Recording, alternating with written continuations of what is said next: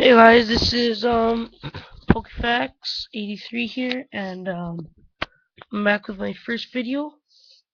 So this is gonna be the sad story of Cubone, and yeah. So Cubone's kind of a cute Pokemon, but what's with the skull being outside of its head?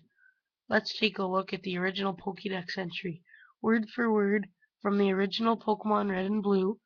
Because it never removes its skull helmet. No one has ever seen this Pokemon's real face. That's what it says in the Pokédex entry. And a little odd, but so far nothing terribly off-putting. So the skull's just a badass design choice. Nope, here's the entry for the next game in the series. Pokemon Yellow. Let us revel in an absolute nightmare fuel that Nintendo came up with for Cubone's origin story. Where's the skull of its deceased mother? It cries, it cries, echoes inside. Its cries echo inside the skull and come out as a sad melody. What? This Pokemon wears its mother's dead skull and never takes it off. That's horrifying. And this is a kid's game. It takes on another level of haunting when, in the original Red and Blue, we learn that Team Rocket, some of the game's main antagonists, killed Cubone's mother. So aside from some of the game's main antagonists killed Cubone's mother's So aside from being probably the saddest Pokemon ever, Cubone is also the most haunting. And keep in mind there's also a Pokemon actually named Haunter. Let's let's take a look at some of the Pokedex entries for the subsequent games in the series. It lost its mother after its birth. It wears its mother's skull, never revealing its true face. If it is sad or lonely, the skull it wears shakes and emits a plaintive and mournful sound. It wears the skull of its dead mother on its head. When it becomes lonesome, it is said to cry loudly. And then, um, Cubone pines for his mother it will never see again. Seeing the likeness of its mother in the full moon, it cries. The stains on the skull the Pokemon wears are made by the tears it sheds. Basically, Nintendo does not want you to forget that, oh hey, that cute Pokemon that you like, its mom is dead. Since you never see any Pokemon actually die in gameplay, they always just faint and can be revived for free, which presents other issues. The fact that Team Rocket actually managed to kill one for good leaves you wondering what the hell did they do to it. If you think about it some more, how exactly did Cubone get the skull? Did the body decompose really fast? Or did it pry the skull of its mother's dead body?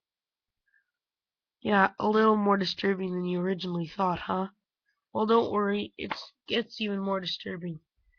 Now you may have noticed that so far everything has been written with Cubone in the singular. And if it's one specific Cubone, however, Pokemon is a game about catching all sorts of different animals. Cubone is a species. There are probably hundreds of thousands of them running around. Yet these Pokedex entries write rather constantly about the Cubone's mom being dead. That would be like if you looked up giraffe on Wikipedia and it says a giraffe wears the skull of its dead mother. The leaves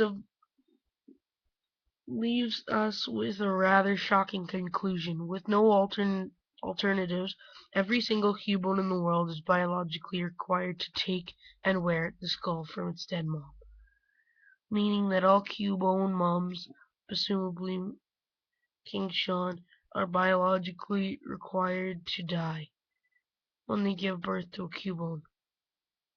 As soon as the Cubone is born, some event coding in their DNA is triggered and the mom is compelled to die, and the offspring is compelled to pry out its mother's skull and place it over its head. How's that for the circle of life? But wait, there's more. That explanation works well enough for Cubone in the wild, but what about Cubone in captivity? After all, it is a game based, game based, entirely on catching and taming these wild animals. In the games, it is possible to breed Pokemon and get new ones. The Cubone is no exception. Breed some Marowak, you get a Cubone. Except, as we have just concluded, the mother of the new Cubone offspring must die. Yet none of your Pokemon disappear when you breed. Where does that Cubone skull come from? Disappearing. Having given the matter some consideration, I am led to believe that the only possible explanation for how Cubone still wears its mother's skull is that it has multiple mothers, which can only be explained with lesbian Marowak. Some female Marowak that the trainer hasn't even captured but knows the Marowak the trainer did capture very well will come back and die, just so the Cubone will have its mother skull to wear on its head. All of this is genetically required to happen. However, we must also consider that the Pokemon will not breed unless the personalities are compatible. This is from the game. So it would be more accurate to say that all Cubone bred in captivity from bisexual Marowak. It's just science. So yeah, that was pretty much just the theory of um Cubone. I have a booklet right here. And so yeah, that was the theory of Cubone. So